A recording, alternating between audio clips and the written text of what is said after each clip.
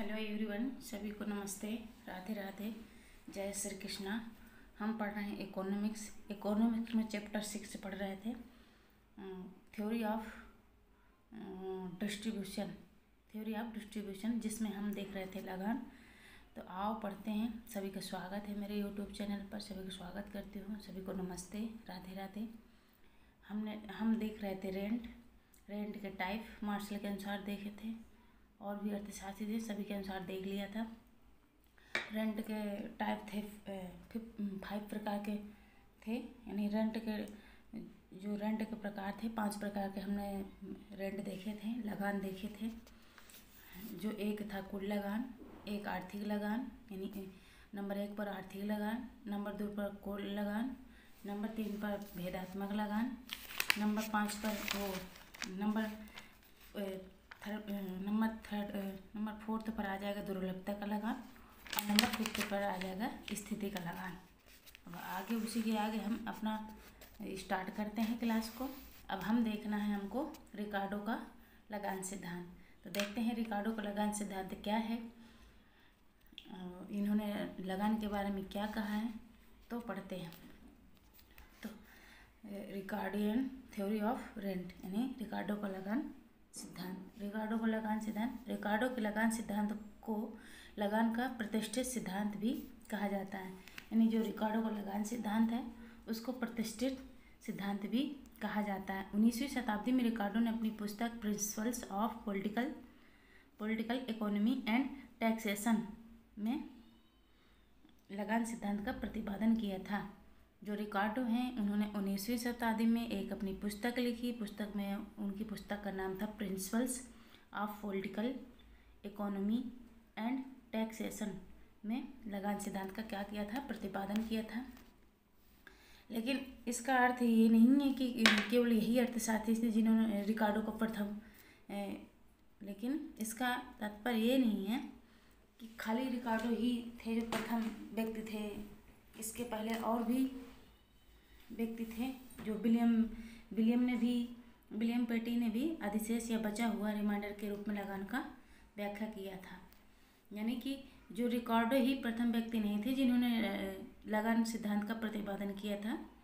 एक और व्यक्ति थे इनसे पहले जिनका नाम था विलियम पेटी। उन्होंने भी अधिशेष या बचा हुआ, इंग्लिश में बोलते हैं रिमाइंडर के रूप में क्या किया था, लगान की व्याख्या किया था। कहते हैं कि किसी फसल के उत्पादन से लागत को घटाने के बाद बचा अधिशेष क्या कहलाता है, लगान कहलाता है। क्या कह रहे हैं कि जब किसी फसल में लागत लगती है, उत्पादन में जो लागत लगती है उसको घटाने के बाद जो शेष बचता है, अधिशेष बचता है, उसी को हम लगान कहते हैं। आगे देखते हैं रिकार्डो के अनुसार लगान भूमि की उपज का वह भाग है जो भूमि की मालिक को भूमि की मौलिक तथा विनाशी शक्तियों के उपयोग के लिए दिया जाता है। क्या कह रहे हैं रिकार्डो कह रहे हैं कि लगान भूमि की उपज का वह भाग है जो भूमि के मालिक को भूमि की मौलिक तथा अविनाशी शक्तियों के उपयोग के लिए दिया जाता है। पॉइंट नंबर 2 पर रिकार्डो के अनुसार आगे देखते हैं कि लगान केवल भूमि साधन को ही प्राप्त होता है। क्या कह रहे हैं, जो लगान है वो केवल भूमि के साधन को ही प्राप्त होता है, क्योंकि भूमि की जो कुछ विशिष्ट विशेषताएं होती हैं जो अन्य साधनों में नहीं होती हैं। क्या कह रहे हैं कि केवल लगान जो है केवल भूमि को ही प्राप्त होता है, क्योंकि भूमि में कुछ विशिष्ट विशेषताएं होती हैं जो अन्य साधनों में नहीं होती हैं। विशेषताएं इस प्रकार हैं, देखते हैं। 2 विशेषताएं बताई उन्होंने। एक विशेषता ये है फर्स्ट में कि भूमि प्रकृति का क्या है, निःशुल्क उपहार है, अर्थात भूमि को प्राप्त करने के लिए समाज को कोई लागत नहीं लगानी पड़ती। क्या कह रहे हैं कि जो भूमि है, भूमि प्रकृति का निःशुल्क उपहार है, अर्थात भूमि को प्राप्त करने के लिए समाज को कोई लागत नहीं लगानी पड़ती। अब दूसरा क्या कह रहे हैं कि भूमि की पूर्ति सीमित है। क्या कह रहे हैं कि जो भूमि है, भूमि की पूर्ति क्या है, सीमित है, अर्थात भूमि की जो मांग है उसके अनुरूप उसकी पूर्ति को ना तो घटाया जा सकता और ना बढ़ाया जा सकता है। इसलिए वो कह रहे हैं कि भूमि की पूर्ति क्या है, सीमित है, भूमि की पूर्ति सीमित है, अर्थात भूमि की जो मांग है, मांग के अनुरूप उसकी पूर्ति को न तो घटाया जा सकता और न ही बढ़ाया जा सकता। आगे देखते हैं। रिकार्डो के अनुसार उन्होंने दो लगान दिए, लगान के दो प्रकार बताए हैं। कौन कौन से? एक है फर्स्ट नंबर पर सीमितता का लगान, सीमितता का लगान, इसी को दुर्लभता का लगान बोलते हैं, और इंग्लिश में बोलते हैं स्केयरसिटी रेंट। क्या बोलते हैं? स्केयरसिटी। नंबर दूसरे पर भेदात्मक लगान, इसे बोलते हैं डिफरेंशियल रेंट। क्या बोलते हैं? इंग्लिश में बोलते हैं डिफरेंशियल रेंट। चलो अब देखते हैं कि जो स्केयरसिटी लगान है यानी रेंट है उसके बारे में जानते हैं। तो दुर्लभता का लगान रिकार्डो ने प्रतिपादित किया, यदि भूमि के विभिन्न टुकड़ों में भिन्नता नहीं हो, अर्थात टुकड़े की उत्पादकता स्थिति की दृष्टि से समान हो, तो भी लगान उत्पन्न होगा। क्या कह रहे हैं कि यदि भूमि के जो विभिन्न टुकड़ों में भिन्नता नहीं हो, यदि भूमि के जो विभिन्न टुकड़े हैं उनमें भिन्नता नहीं हो, यानी टुकड़े उत्पादकता तथा स्थिति की दृष्टि से समान हो, तो भी लगान उत्पन्न होगा। यानी भूमि अगर समान भी है, भूमि के टुकड़े समान हैं, तो भी लगान उत्पन्न होगा। यदि भूमि की पूर्ति दुर्लभ हो या पूर्ति सीमित हो। क्या कह रहे हैं? भूमि यदि सीमित हो या दुर्लभ हो, तो भी भूमि के जो टुकड़े हैं उनकी उत्पादकता तथा स्थिति की दृष्टि से समान हो, तो भी लगान क्या होगा? उत्पन्न होगा। आगे देखते हैं। इस प्रकार के लगान शब्द को क्या कहते हैं? दुर्लभता का लगान कहते हैं। इस प्रकार के शब्द जो हैं, इस प्रकार के लगान को हम क्या कहते हैं? इस प्रकार लगान को शब्द दुर्लभता का लगान कहा जाता है। क्या कह रहे हैं रिकार्डो? फिर से देखो, रिकार्डो कह रहे हैं कि यदि भूमि के विभिन्न टुकड़ों में भिन्नता नहीं होती, अर्थात टुकड़े उत्पादकता तथा स्थिति की पूर्ति दुर्लभ या पूर्ति सीमित भी हो, इस प्रकार के लगान पूर्ति क्या हो? पूर्ति दुर्लभ हो या पूर्ति सीमित हो, तो भी लगान क्या होगा? उत्पन्न होगा। इस प्रकार के लगान शब्द को क्या कहा उन्होंने? दुर्लभता का लगान कहा जाता है। आगे देखते हैं। आगे है कि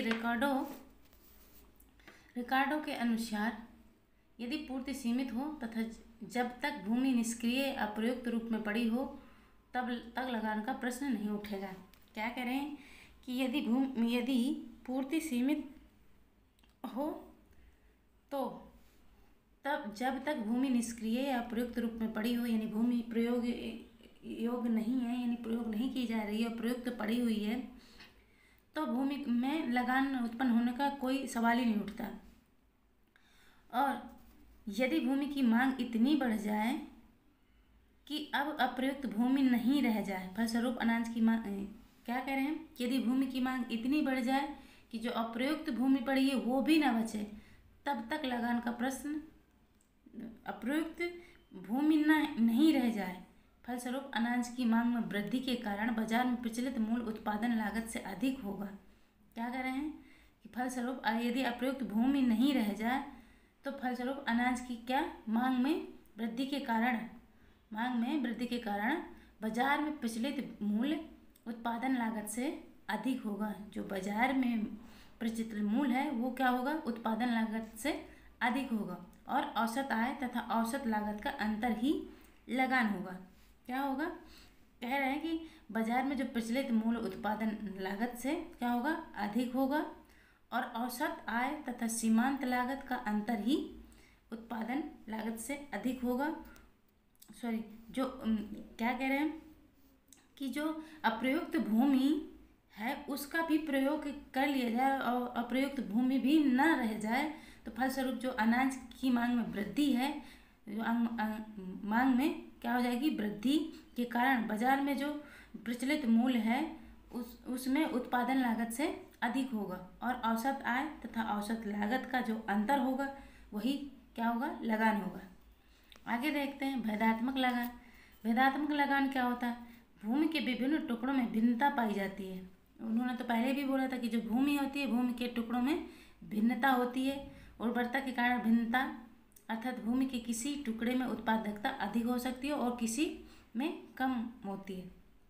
क्या कह रहे हैं कि जो भूमि के विभिन्न टुकड़े हैं उनमें भिन्नता पाई जाती है। क्यों? किसी में उर्वरता अधिक होती है और किसी में क्या होती है, कम होती है। तो इस स्थिति में उत्पादकता क्या होती है, अधिक हो सकती है। तो किसी से कम तथा किसी की स्थिति के कारण भिन्नता, जैसे बाजार से सन्निकटता तथा दूरी के कारण भिन्नता, क्या हो जाएगा, बाजार से सन्निकटता और दूरी के कारण भिन्नता। तो रिकॉर्डों के अनुसार इस स्थिति में भी लगान क्या होगा, उत्पन्न होगा यदि उत्तम कोटि की भूमि अपरिमित है तो मात्रा में उपलब्ध ना हो। अब देखते हैं आगे कह रहे हैं कि रिकॉर्डों के अनुसार लगान एक भेदात्मक बचत है। क्या कह रहे हैं, रिकॉर्डों के अनुसार कि जो लगान है एक भेदात्मक बचत है। उत्तम तथा खराब भूमि के उत्पादन या आय के अंतर को ही रिकॉर्डों ने लगान कहा। क्या कहा है, जो उत्तम भूमि है और खराब भूमि है उनके उत्पादन या आय में जो अंतर होता है उसी को रिकॉर्डों ने क्या कहा है, लगान कहा है। रिकॉर्डों ने व्यक्त किया है कि लगान अधि सीमांत तथा सीमांत भूमि के उत्पादन का अंतर है। क्या कह रहे हैं, लगान अधिशेष सीमांत तथा सीमांत भूमि के उत्पादन का अंतर है। आगे देखते हैं सीमांत भूमि क्या होती है। सीमांत भूमि के बारे में जानते हैं। तो सीमांत भूमि वह भूमि जिसमें उत्पादित वस्तुओं से प्राप्त आय उत्पादन लागत के ठीक ठाक क्या होती है, बराबर होती है। क्या है सीमांत भूमि, सीमांत भूमि वह भूमि होती है जिसमें उत्पादित वस्तुओं से जो आय प्राप्त होती है वह उत्पादन लागत के ठीक बराबर होती है। जो उत्पादित वस्तुओं से जो आय प्राप्त होती है उत्पादन लागत के बराबर होती है। इस प्रकार की भूमि में कृषि करने वाले को केवल समान लाभ प्राप्त होता है। क्या होता है, जो सीमांत भूमि में है इसमें जो उत्पादन करते हैं उससे कृषक को समान लाभ प्राप्त होता है, यानी अधिक नहीं होता, समान प्राप्त होता है, समान लाभ। आगे देखते हैं रिकॉर्डों का। अब देखते हैं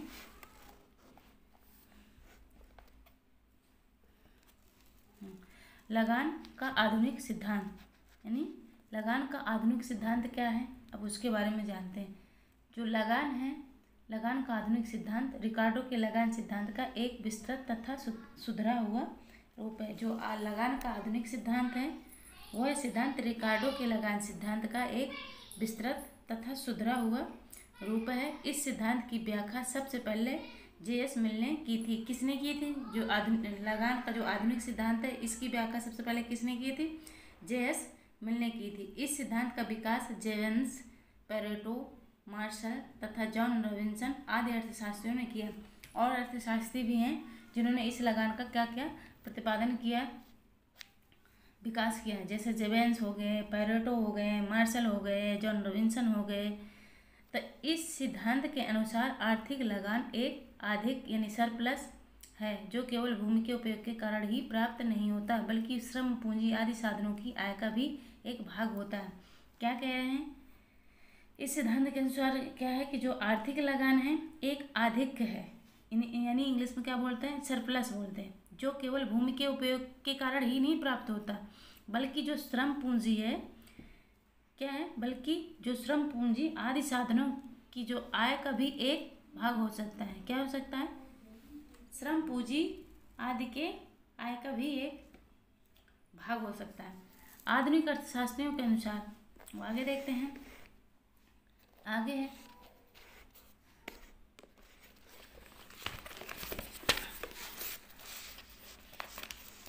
आगे देखते हैं, आगे क्या कह रहे हैं। आगे है कि जो ये आधुनिक अर्थशास्त्रियों के अनुसार आर्थिक लगान वह आय है जो उत्पादन के किसी साधन, क्या कह रहे हैं आधुनिक अर्थशास्त्री कह रहे हैं कि जो आर्थिक लगान है वह आय के जो उत्पादन के किसी साधन जैसे भूमि है, श्रम है, पूंजी है आदि को उसकी कुल पूर्ति कीमत से अधिक मात्रा में प्राप्त होता है। क्या कह रहे हैं कि जो उत्पादन के किसी साधन जैसे भूमि है, श्रम है, पूंजी है आदि को उसकी कुल पूर्ति कीमत से अधिक मात्रा में जो प्राप्त होता है वह आर्थिक लगान है। यानी पूर्ति कीमत से अभिप्राय किसी साधन को अपनी वर्तमान व्यवसाय में होने वाली न्यूनतम आय अर्थात हस्तांतरण आय से है। किससे है? हस्तांतरण आय से है। अब हस्तांतरण आय वह न्यूनतम आय है जो उत्पादन के साधन को दूसरे कार्य में हस्तांतरण यानी ट्रांसफर होने से रोकती है। क्या कह रहे हैं कि जो हस्तांतरण आय है वह न्यूनतम आय है। क्या है? हस्तांतरण आय न्यूनतम आय है जो उत्पादन के साधनों को दूसरे कार्य में हस्तांतरण क्या कह रहे हैं? हाँ, दूसरे कार्य में हस्तांतरण यानी ट्रांसफ़र करने से क्या करती है? होने से रोकती है। अब आगे देखते हैं जो लगान है, पॉइंट नंबर 2 पे आ जाते हैं कि लगान उत्पादन के साधन की वास्तविक आय यानी एक्चुअल अर्निंग तथा हस्तांतरण आय ट्रांसफ़र अर्निंग के अंतर के फलस्वरूप होने वाली बचत है। तो हम लगान कैसे निकालेंगे? जो उत्पादन के साधन की वास्तविक आय एक्चुअल अर्निंग और तथा हस्तांतरण आय यानी ट्रांसफ़र अर्निंग के अंतर के फलस्वरूप होने वाली बचत है। तो हम इसका फार्मूला हम कैसे देख सकते हैं? तो ये फार्मूला हमारा हो जाएगा rent equal actual earning minus transfer earning. क्या हो जाएगा? Rent equal actual earning minus transfer earning. आगे देखते हैं यानी लगान बराबर वास्तविक आय माइनस हस्तांतरण आय, ऐसे हम लगान को निकाल सकते हैं। आगे देखते हैं कि आधुनिक अर्थशास्त्र के अनुसार किसी भी उत्पादन के साधन को उसकी सीमांत उत्पादकता से अधिक पारिश्रमिक मिलेगा। क्या मिलेगा? किसी भी उत्पादन के साधन को उसकी सीमांत उत्पादकता से अधिक पारिश्रमिक मिलेगा, वही लगान होगा। जो उत्पादकता से अधिक पारिश्रमिक यानी जो अधिशेष मिलेगा वही लगान होगा और वह लगान उस साधन की विशिष्टता का परिणाम होगा। यानी जो साधन हमने लगाए हैं उससे जो हमें लगान प्राप्त होगी वही उसकी विशिष्टता का परिणाम होगा। क्योंकि सीमांत उत्पादकता के बराबर जो मिलेगा वह तो उस साधन की अविशिष्टता के गुण के कारण मिलेगा। जो सीमांत उत्पादकता के बराबर होगा यानी जो हम खर्च कर रहे हैं उसी के अगर बराबर मिलता है तो वह उस साधन की अविशिष्टता के गुण के कारण मिलेगा। जो उसमें अविशिष्टता के गुण हैं अगर अच्छे होंगे, विशिष्ट वाले गुण होंगे तो अधिक अधिशेष बचेगा। तो इस प्रकार साधन जितना ही अधिक विशिष्ट होगा उसका लगान अंश उतना ही अधिक होगा। क्या होगा? जितना ही अधिक साधन विशिष्ट होगा उसका लगान उतना ही यानी उसका अंश उतना ही अधिक होगा, लगान उसका अंश उतना ही अधिक होगा। अब देखते हैं आभास लगान क्या होता है। अब देखते हैं आभास लगान। आभास लगान की धारणा के प्रतिपादन का श्रेय किसे हो जाता है? प्रोफेसर मार्शल को है। आभास लगान का प्रतिपादन किसने किया था? प्रोफेसर मार्शल ने। इस धारणा का प्रतिपादन प्रोफेसर मार्शल ने उन साधनों के मूल्य या पारिश्रमिक निर्धारण के लिए किया जिनकी पूर्ति अल्पकाल में स्थिर रहती है। क्या रहती है? प्रोफेसर मार्शल की धारणा है आर्थिक आभास लगान में कि उन साधनों के मूल्य या पारिश्रमिक निर्धारण के लिए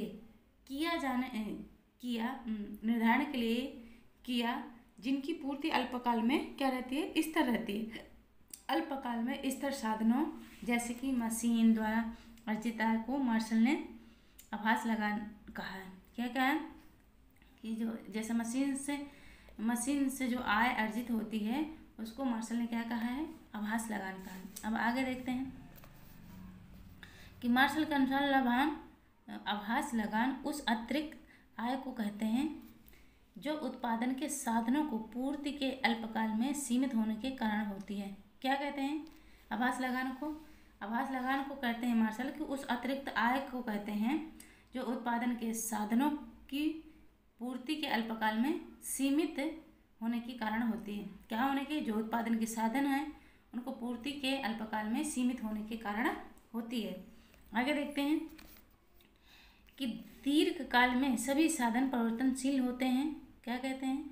जो दीर्घकाल है, दीर्घकाल में सभी साधन क्या होते हैं? परिवर्तनशील होते हैं। लेकिन अल्पकाल में कुछ साधन जैसे कि मशीन, यंत्र आदि इस तरह होते हैं। कुछ दीर्घकाल में कुछ साधन क्या होते हैं? परिवर्तनशील होते हैं। लेकिन अल्पकाल में क्या होते हैं?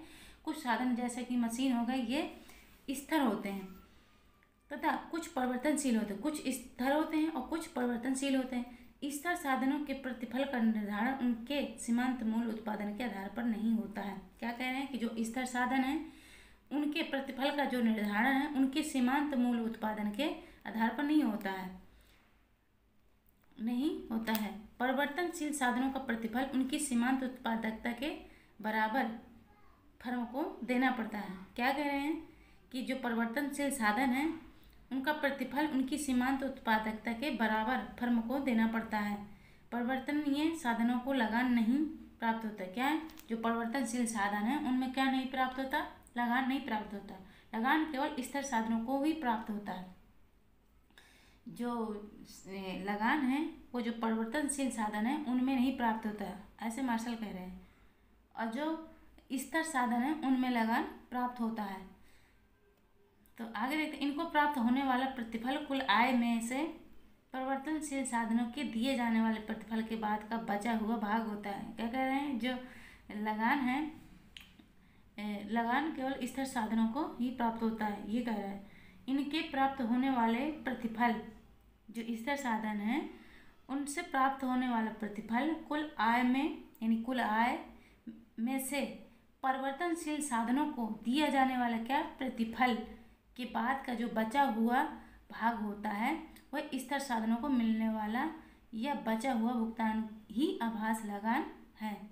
जो स्थिर साधनों को मिलने वाला यह बचा हुआ भुगतान ही आभास लगान है। स्थिर साधनों को दीर्घकालीन में मिलने वाली आय लगान कहलाती है। क्या कह रहे हैं कि जो स्थिर साधन है उनको दीर्घकालीन में जो मिलने वाली आय है लगान कहलाती है, और अल्पकाल में मिलने वाली आय आभास लगान कहलाती है। सीधी सी बात है कि जो स्थिर साधन है उनको दीर्घकालीन में जो आय मिलती है, मिलने वाली आय है उसको लगान कहते हैं, और अल्पकाल में जो मिलने वाली आय है उसे आभास लगान कहते हैं। अल्पकाल में मिलने वाली आभास लगान और दीर्घकालीन में मिलने वाली आय लगान। तो अब देखते हैं आभास लगान को हम कैसे निकाल सकते हैं।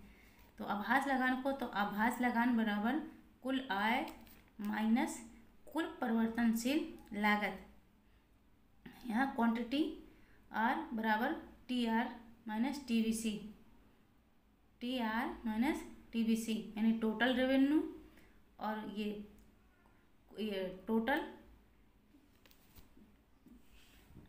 ये हो जाएगा क्यू आर बराबर टोटल रेवेन्यू और टोटल परिवर्तनशील लागत, परिवर्तनशील लागत कॉस्ट बोलते हैं, इंग्लिश में इसको कॉस्ट बोलते हैं।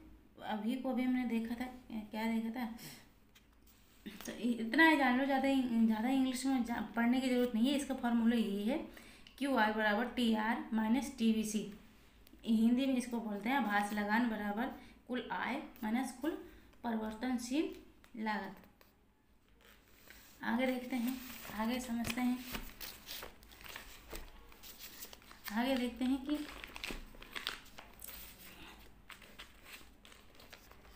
अब हम थोड़ा सा ना डायग्राम देखते हैं। देखो डायग्राम में ऐसे ही देख लेते हैं, ठीक है,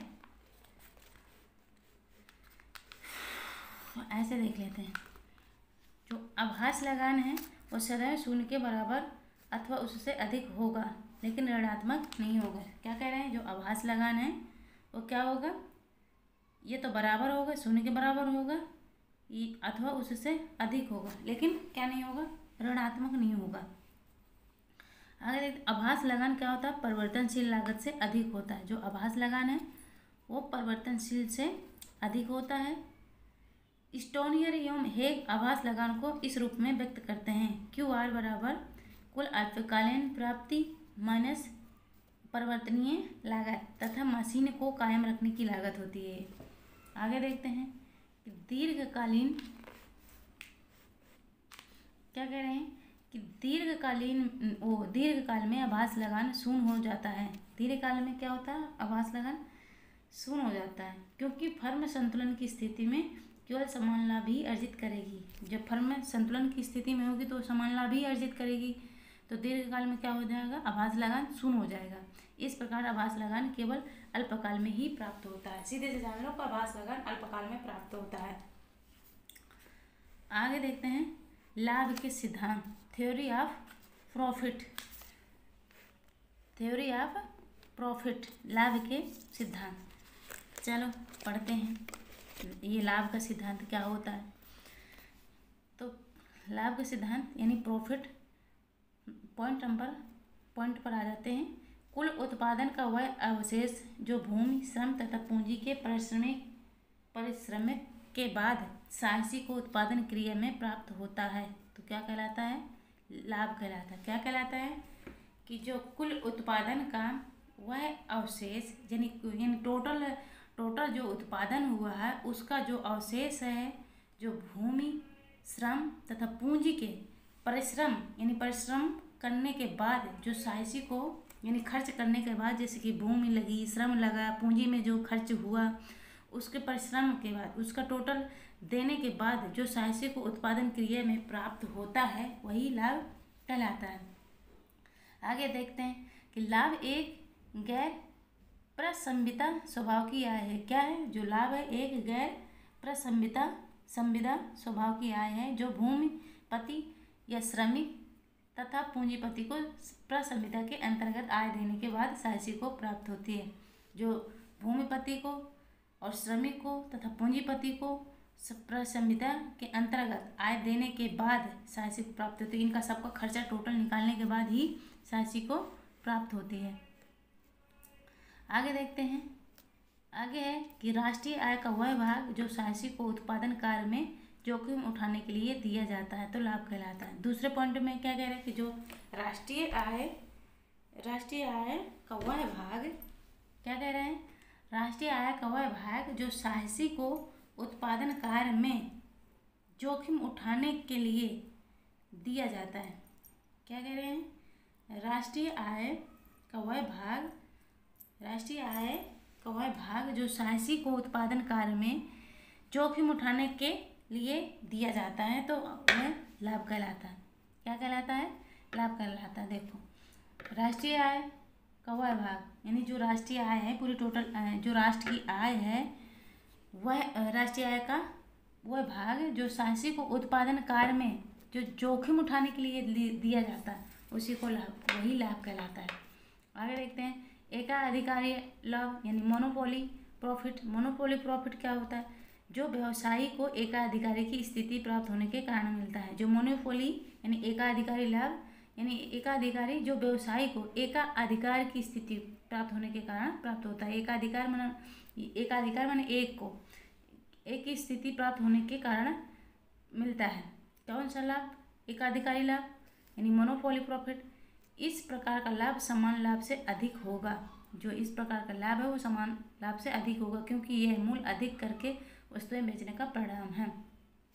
यह जो अधिक लाभ प्राप्त हो रहा है उसका कारण यह है कि यह मूल्य में अधिक वृद्धि करेगा और अधिक वस्तुएं बेचेगा, तो इसका परिणाम यही होगा ना, समान लाभ से अधिक ही होगा।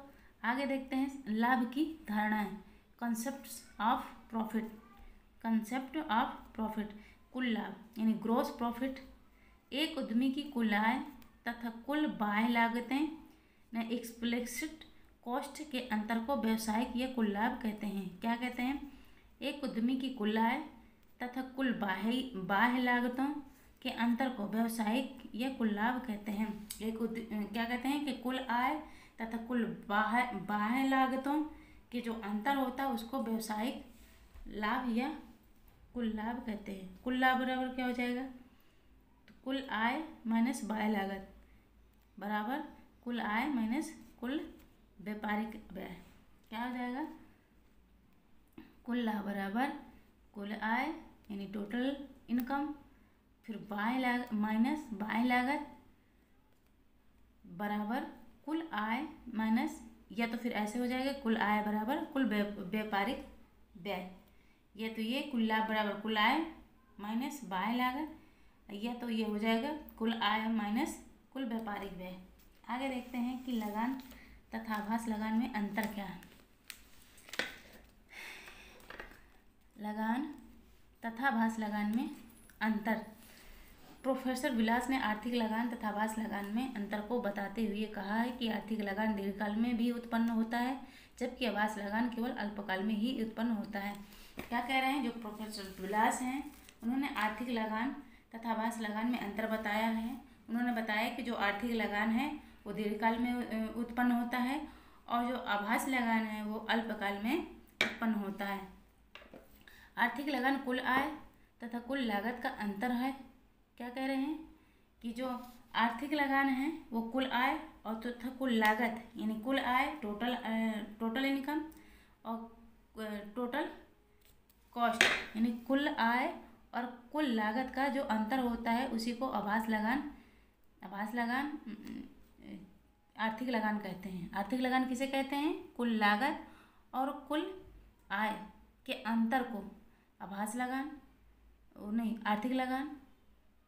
फिर से समझते हैं कि जो आर्थिक लगान है, आर्थिक लगान कैसे प्राप्त होगा? तो कुल आय माइनस कुल लागत।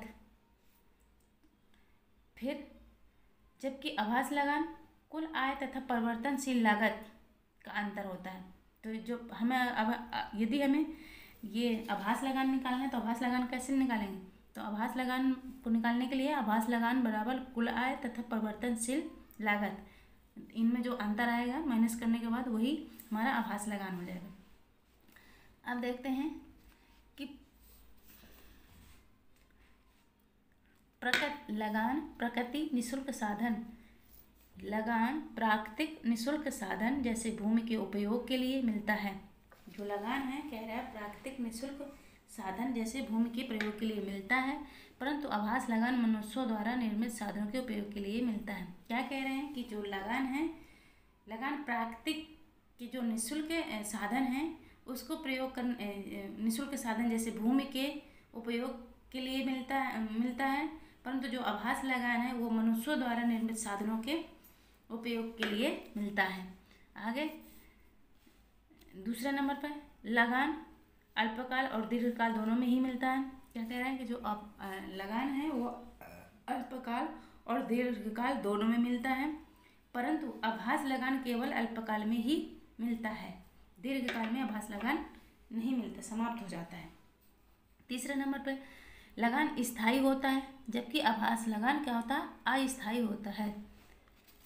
क्या कह रहे हैं कि जो लगान है वह स्थायी होता है और आभास लगान अस्थायी। जो ये लगान है स्थायी होता है और आभास लगान अस्थायी होता है। आगे देखते हैं लगान कुल आय तथा कुल लागत का अंतर होता है। क्या होता है? जो लगान होता है वो कुल आय और कुल लागत का अंतर होता है, जबकि आभास लगान कुल आय तथा परिवर्तनशील लागत का अंतर होता है। आगे देखते हैं पॉइंट नंबर 5 में आ जाते हैं। कह रहा है कि जो लगान है, लगान को एक अनुपार्जित आय अनअर्नड इनकम माना जाता है। लगान को क्या माना जाता है? अनुपार्जित आय मानी जाती है, अनअर्नड इनकम माना जाता है, जबकि आभास लगान एक आवश्यक भुगतान यानी नेसेसरी पेमेंट माना जाता है। ये लगान को अनुपार्जित आय मानते हैं, जबकि आभास लगान को आवश्यक भुगतान यानी नेसेसरी पेमेंट माना जाता है। यह उत्पादन के सभी साधनों को अल्पकाल में इनकी पूर्ति के बिलोजदार होने पर ही प्राप्त होने वाली आय है। अल्पकाल में प्राप्त होने वाली उनकी पूर्ति जो बिलोजदार होने पर प्राप्त होने वाली आय है। तो हमारे क्या हो गए? हमने अभी लगान तथा आभास लगान में अंतर देख लिया। अब हमें पढ़ना है ये थ्योरी ऑफ, ये इसी को तो हम पढ़ रहे थे। मैंने लगान तथा आभास लगान में जो अंतर पढ़ाना था उससे पहले पढ़ाना था। जो लाभ के सिद्धांत है उनको बाद में पढ़ाना था। तो कोई बात नहीं, हमने यहाँ तक लाभ को हमने देख लिया था। अब लाभ की धारणाएं हैं उनको देखेंगे।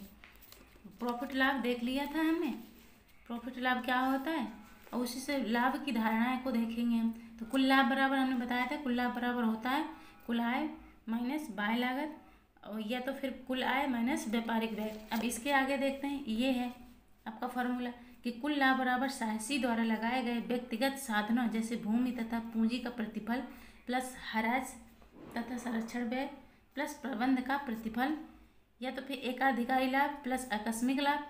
ये नहीं, एक तो ये फार्मूला बनेगा, दूसरा बनेगा कुल लाभ बराबर ये कुल लाभ प्लस एकाधिकारी लाभ प्लस आकस्मिक लाभ, ये शुद्ध लाभ, ये होता। तो चलो आर्थिक लाभ या शुद्ध लाभ इन इकोनॉमी और नेट प्रॉफिट, इकोनॉमिक और नेट प्रॉफिट देखते हैं, आर्थिक या शुद्ध लाभ देखते हैं। अर्थशास्त्र में लाभ से अभिप्राय शुद्ध लाभ से है। किससे? जो अर्थशास्त्र में हम लाभ को देखते हैं वो शुद्ध लाभ से है। इससे आर्थिक या शुद्ध लाभ कहते हैं। इसको क्या कहते हैं? अर्थशास्त्र में शुद्ध लाभ या आर्थिक लाभ कहते हैं। आर्थिक लाभ को अनुमान लगाने के लिए कुल लाभ में, आर्थिक लाभ को क्या करना है? अनुमान लगाने के लिए हम क्या करते हैं? कुल लाभ में से आंतरिक लागतें क्या करते हैं? आंतरिक लागतों तथा घिसावट और बीमा आदि का व्यय क्या किया जाता है? घटा दिया जाता है। जब हमें क्या करना है? आर्थिक लाभ का अनुमान लगाने के लिए, यानी आर्थिक लाभ को हम निकालने के लिए क्या करते हैं? आर्थिक लाभ को निकालने के लिए जो आंतरिक लागतें लगती हैं, जो सामान वगैरह बनाने में जो हमें खर्च लगता है, वही होती है आंतरिक लागतें। यानी आंतरिक लागतों को हम, आंतरिक लागतें तथा घिसावट अथवा बीमा आदि को के व्यय को हम इसमें घटा दिया जाता है। तो इसका फार्मूला क्या बनेगा कि आर्थिक लाभ बराबर कुल लाभ बराबर आंतरिक लागतें, आंतरिक लागतें जो आंतरिक खर्चा होता है, या तो फिर आर्थिक लाभ बराबर कुल आय माइनस कुल लागत, यानी जो टोटल लागत हमने लगाई है।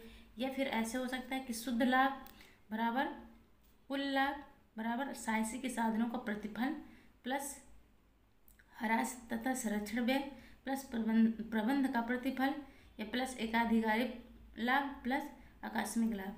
आंतरिक लागत बराबर होता है उद्यमी की अपनी पूंजी पर ब्याज प्लस उद्यमी के अपने श्रमिकों की मजदूरी प्लस समान लाभ। आगे देखते हैं, तो आगे है समान लाभ। अभी तक हमने देखा था आर्थिक लाभ, अब देखेंगे हम समान लाभ। ठीक है, समान लाभ क्या है? समान लाभ में प्रत्येक साहसी लाभ अर्जित करने के उद्देश्य से जोखिम उठाता है। जो समान लाभ कैसे, समान लाभ में क्या है कि जो प्रत्येक साहसी है वो जो जोखिम उठाता है वो लाभ अर्जित करने के उद्देश्य से ही उठाता है। अतएव यह आवश्यक है कि उसे उत्पादन प्रक्रिया में कम से कम इतना लाभ मिलता रहे कि जिससे वह कार्य में लगा रहे। इसे समान लाभ कहा जाता है। इसे समान लाभ कहा जाता है, यानी कि उसे इतना लाभ मिलता रहे जिससे वह कार्य में लगा रहे, यानी अपने अपने कार्य को आगे बढ़ाता रहे। इसे क्या हम बोलते हैं? समान लाभ बोलते हैं। श्रीमती जॉन रॉबिन्सन के शब्दों में जो समान लाभ है वह लाभ है जिसके प्राप्त होने पर कोई भी फर्म अपने उत्पादन में प्रसार अथवा संकुचन नहीं करती है तथा उद्योग में नई फर्में प्रवेश नहीं कर सकती। यानी कि जो समान लाभ है, समान लाभ से सीधे से अर्थ समझ में आ रहा है कि जिसके प्राप्त होने पर कोई भी फर्म अपने उत्पादन में प्रसार अथवा संकुचन नहीं करती। यानी कि इस जो समान लाभ है इसमें ज़्यादा अपने जो उत्पादन के साधन हैं उनमें अधिक प्रसार या अधिक अपने उसको व्यापार को अधिक नहीं बढ़ा सकती तथा उद्योग में नई फर्में प्रवेश नहीं करती। जिससे ये जो समान लाभ है, समान लाभ में साहसी को उद्योग में बनाए रखने के लिए पर्याप्त होता है। क्या होता है? समान लाभ साहसी को उद्योग में बनाए रखने के लिए पर्याप्त होता है। जो समान लाभ है इसमें साहसी उद्योग में बने रहते हैं, बनाए रखने के लिए पर्याप्त होता है। इस प्रकार समान लाभ साहसी के स्थानांतरण आय है। क्या है? स्थानांतरण आय है। इनका संबंध दीर्घकाल से ही होता है। जो समान लाभ है उसका संबंध किससे होता है? दीर्घकाल से होता है। अब प्रोफेसर मार्शल के अनुसार, प्रोफेसर मार्शल ने समान लाभ को क्या कहा है? औसत व्यापारिक योग्यता की पूर्ति कीमत कहा है। क्या कहा है प्रोफेसर मार्शल? समान लाभ को औसत व्यापारिक योग्यता की पूर्ति कीमत कहा है। पूर्ति कीमत कहा है। अब असमान लाभ देख लेते हैं। असमान लाभ क्या? किसी भी साहसी को समान लाभ से अधिक जो लाभ प्राप्त होता है उसे असमान लाभ कहते हैं। यानी किसी भी साहसी को उत्पादन में जो समान लाभ से अधिक लाभ प्राप्त होता है उसे हम असमान लाभ कहते हैं। हैंसन के शब्दों में समान लाभ के अतिरिक्त जो लाभ होता है उसे हम असमान लाभ कहते हैं। क्या कहते हैं कि जो समान लाभ है, समान लाभ से भी जो ज़्यादा और अधिक लाभ प्राप्त होता है, अतिरिक्त प्राप्त होता है, उसे हम असमान लाभ कहते हैं। नाइट क्या कह रहे हैं, ऐसे जोखिमों के लिए जो ज्ञात है तथा जिनका बीमा कराया जा सकता है, जो लाभ प्राप्त होता है उसे समान लाभ कहते हैं, पर अज्ञात जोखिमों के लिए जो लाभ प्राप्त होता है उसे असमान लाभ कहते हैं। क्या कहते हैं, जो अज्ञात जोखिमों के लिए जो लाभ प्राप्त होता है उसे हम असमान लाभ कहते हैं। तो चलो दोस्तों, आज हम मेरी क्लास यहीं स्टॉप करती हूँ। तो थैंक यू, धन्यवाद। अपना साथ, अपना सपोर्ट ज़रूर बनाएं। Thank you.